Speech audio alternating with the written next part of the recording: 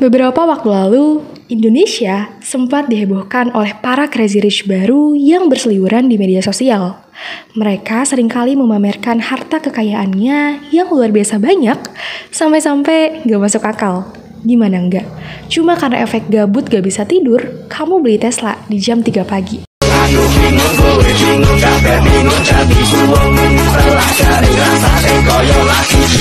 Salah.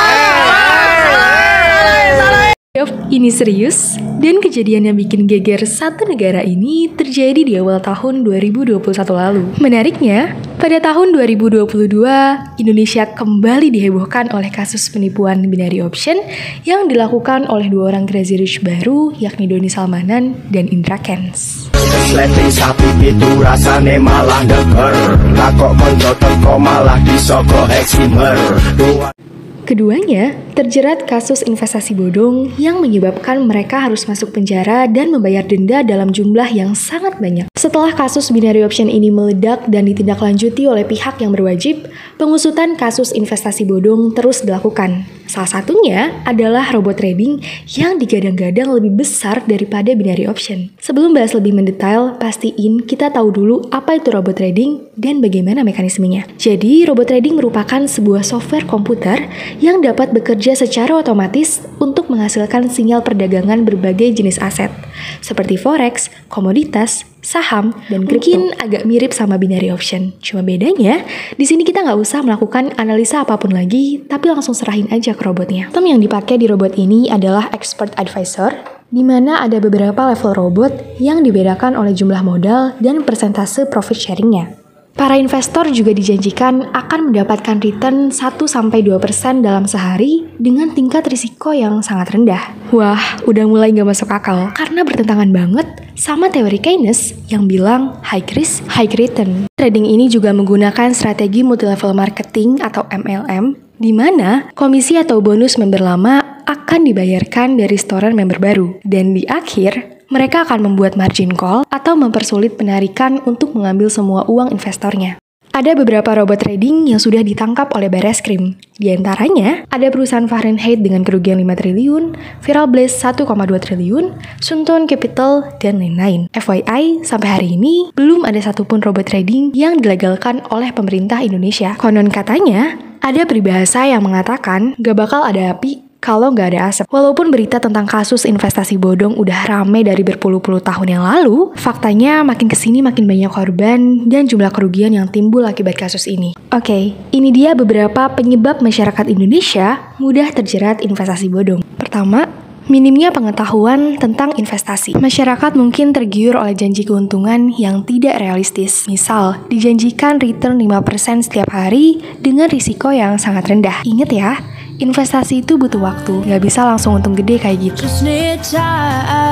Kedua, terpengaruh oleh iklan yang menipu. Biasanya, iklan yang menipu membuat masyarakat percaya bahwa investasi tersebut merupakan peluang yang sangat bagus untuk dilewatkan. Ketiga, terlalu cepat membuat keputusan tanpa mempertimbangkan faktor yang terikat dengan investasi, seperti risiko, potensi keuntungan, dan track record perusahaan. Yang terakhir, tidak menyadari bahwa investasi yang dilakukan adalah penipuan. Para pelaku seringkali mengelabui korbannya dengan memberikan janji-janji keuntungan yang tidak realistis dan menyembunyikan informasi penting. Nah, itu dia beberapa penyebab masyarakat Indonesia terjerat kasus investasi bodong. Perlu diingat, investasi bodong akan terus berevolusi sesuai dengan perkembangan zaman. Salah satu upaya yang bisa kita lakukan agar tidak terjebak oleh money game seperti ini, ya dengan upgrade mindset dan selalu riset. Kalau kita perhatiin, dari tadi bahasan kita nggak jauh seputar investasi. Sebenarnya investasi itu apa? Dan apa aja sih instrumen-instrumen investasi yang ada? Investasi adalah kegiatan menyimpan dana atau menanamkan modal